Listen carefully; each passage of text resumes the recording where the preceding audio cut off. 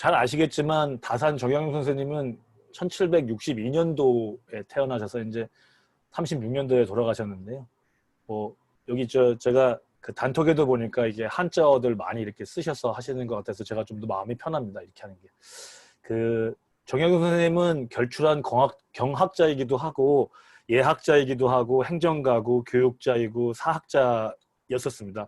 그 옆에 나오는 그 이 한문으로 되어 있는 책들이 잘 아시는 목민심서, 경세유포, 흠음심서입니다.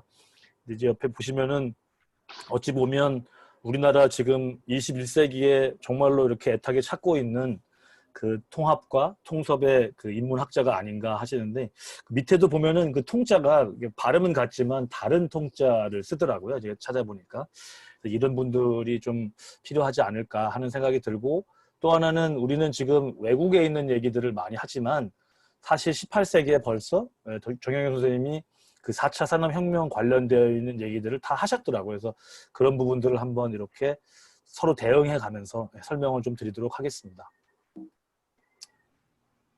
그 4차 산업혁명이라고 말한 분이 그 클라우스 슈밥이라고 독일 분이십니다. 2016년도 초에 말씀을 하셨는데요.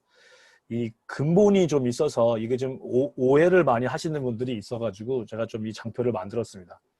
그 3차 산업혁명은 그 제레미 리프킨이라는 분이 이제 2011년도에 책을 쓰시면서 이렇게 제안하신 거였고요.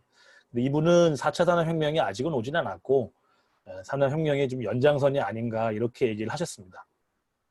그 클라우스 슈밥이라는 교수님은 그 독일을 대표하는 이제 교수님이시고요. 이게 왜 나왔는지를 조금은 아셔야 될 것 같습니다.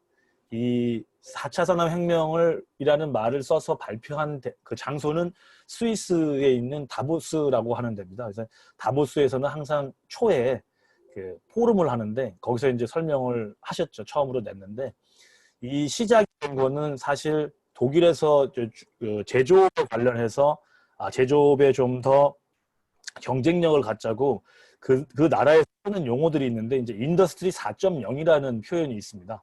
그 인더스트리 4.0을 기반으로 해서 조금 더 확장되고 조금 더 확장시켜서 두 번째의 확장이 되어 있는 개념인데 그렇게 확장을 시키면서 이제 그날 발표를 하셨는데요.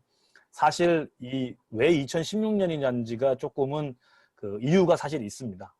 2010년도에 그 독일이 그 인더스트리 4.0을 시작해 보자라고 그 메르켈 총리한테 얘기를 했었을 때 그 처음 말한 사람은 지멘스에서 얘기가 됐었습니다.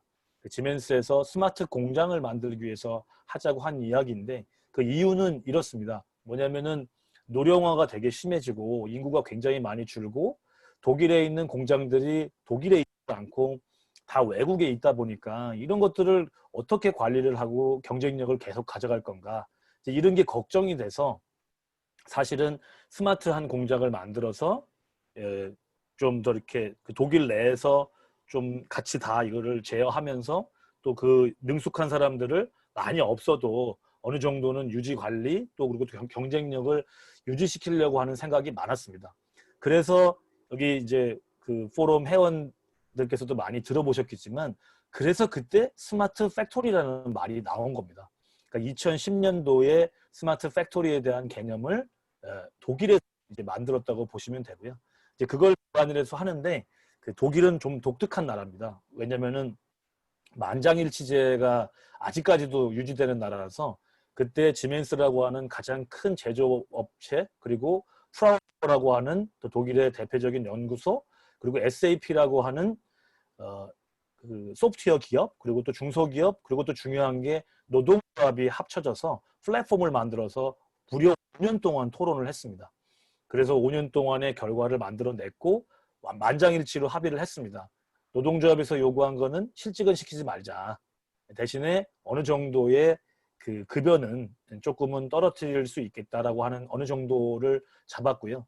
그 어느 정도가 대략 한 30% 정도의 급여는 줄 수 있다라고 이제 합의가 됐고 그런 그거에 관련돼 있는 복지 혜택을 못 받을 텐데 그 부분은 어떻게 할 거냐라고 얘기를 했는데 그 부분은 그 실제 로봇가 대신할 수 있는 부분들이 많기 때문에 로봇으로 인한 생산성이 좋아져서 실제 자본가들은 돈을 더 많이 벌 거다라고 해서 처음으로 로봇 과세가 나옵니다.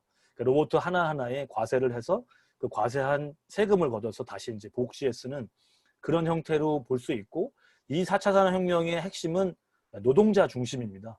노동자를 중심으로 해서 그 사람들이 실직을 갖지 않게 하는 거입니다. 근데 이제 이게 미국에서 말하는 또 4차 산업혁명이랑은 사실 좀 다른 부분이 있기 때문에 그런 부분들은 조금 더 고민을 좀 해봐야 될 그런 부분이라고 생각이 듭니다. 이 그림이 그 아까 말씀드렸던 대응되는 그림인데요. 보시게 되면 그 인더스트리 1.0 시대가 이제 1차 산업혁명이다라고 되어 있는, 위에 빨간 줄이 그 독일에서 이제 주장한 그런 거하고 이제 우리가 말하는 4차 산업혁명하고 이제 어떻게 보면 이제 1대1 매핑이 된다고 보시면 되겠습니다.